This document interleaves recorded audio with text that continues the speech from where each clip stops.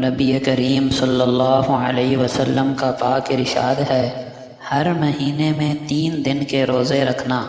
اجر و ثواب کے لحاظ سے ساری زندگی روزے رکھنے کے برابر ہے۔ رسول اللہ صلی اللہ علیہ وسلم نے فرمایا،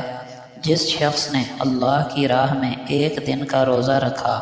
اللہ تعالیٰ اس کے چہرے سے جہنم کی آگ کو 70 سال کی مسافت تک دور فرما دے گا۔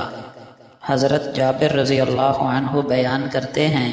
کہ نبی اکرم صلی اللہ علیہ وسلم نے فرمایا، حج اور عمرے کی پابندی کیا کرو، کیونکہ یہ فقر اور گناہوں کو اس طرح ختم کر دیتے ہیں جیسے آگ کی بھٹی لوہے کے میل کچیل کو ختم کر دیتی ہے۔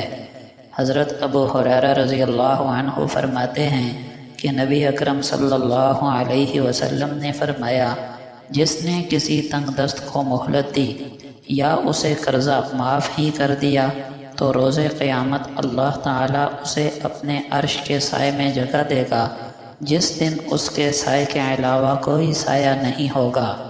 حضرت انس رضی اللہ عنہ فرماتے ہیں کہ نبی اکرم صلی اللہ علیہ وسلم نے فرمایا، جو مسلمان درخت لگائے یا کھیتی اگائے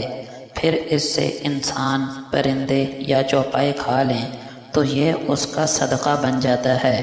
حضرت سہل بن سعد رضی اللہ عنہ فرماتے ہیں کہ نبی اکرم صلی اللہ علیہ وسلم نے فرمایا،